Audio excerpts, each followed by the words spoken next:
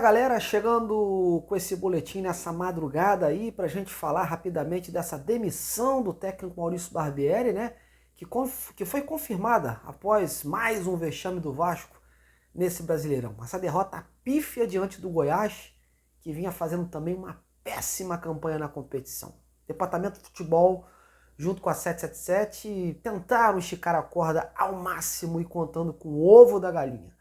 Contando que o Vasco venceria hoje e que daria para esperar até a janela e, se fosse preciso, os resultados não correspondessem dentro de campo, efetuar aí uma mudança na comissão técnica. Mas chegou no limite, chegou no ápice, não tinha mais como segurar o Barbieri. Apesar da vontade da 777 em dar prosseguimento ao trabalho até a janela de julho, a imensa pressão interna e externa, aliada àquelas cenas que foram presenciadas em São Januário, após o apito do juiz, tornaram a situação ainda mais insustentável do que já estava, né? Houve uma reunião no vestiário entre os dirigentes e o Maurício Barbieri e, em comum acordo, optaram pela interrupção deste trabalho. Não tinha mais clima, meus amigos. O clube precisava criar um fator novo para seguir adiante. Ainda mais que terá mais um jogo em casa na próxima segunda, né, diante do Cuiabá. E hoje a situação é caótica. O time se encontra na vice-lanterna com 6 pontos, sendo que o primeiro clube acima da zona é o próprio Cuiabá, que tem 12. Ou seja, o Vasco vai precisar aí de uma sequência de vitórias e ainda torcer por tropeços de outros clubes para poder deixar o Z4. A que ponto o Vasco chegou, né, meus amigos? Triste realidade. É uma tragédia anunciada. E como eu disse em minhas redes sociais, não foi por falta de aviso. Graças à teimosia dos que lá comandam o futebol do Vasco, mais uma vez o clube segue à risca a cartilha do rebaixamento. Repetiram os mesmos erros do passado e não foram capazes de mudar quando era a hora, né? Cadê aquele protagonismo prometido?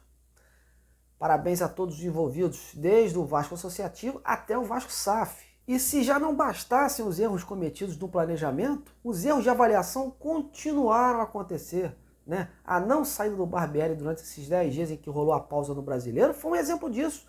Tiveram 10 dias para trazer um novo treinador, implementar uma nova metodologia, mas resolveram apostar em algo que não estava dando liga.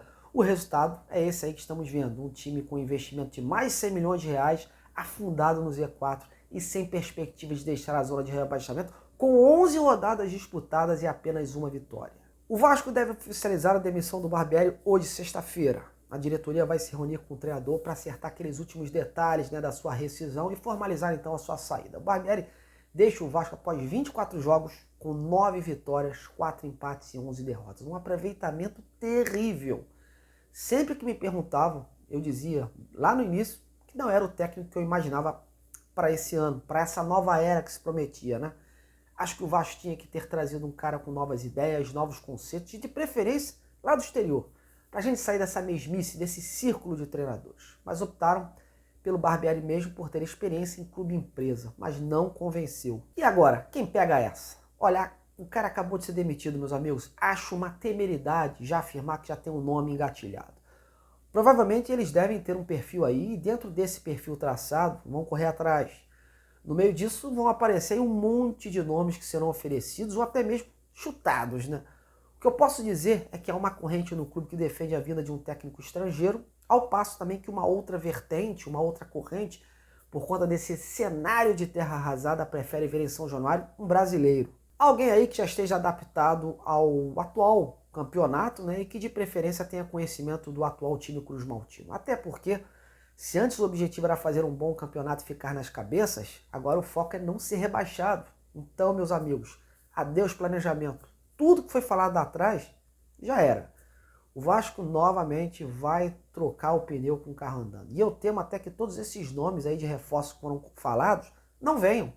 Se antes já estava difícil os reforços, agora então, depois de todo esse clima, haja diálogo, haja convencimento. Eu não vou ficar aqui especulando os nomes, né? Pois vocês sabem que eu sou contra qualquer tipo de sensacionalismo ou notícias desencontradas. Mas só para situar vocês, nos bastidores do clube, né?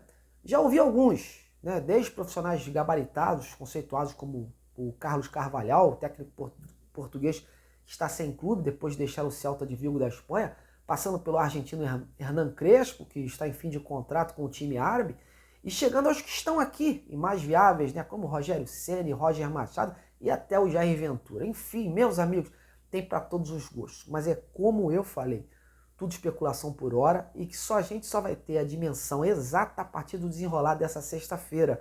Por isso, o ideal é apurar o perfil que eles querem para a gente poder correr atrás dos nomes disponíveis.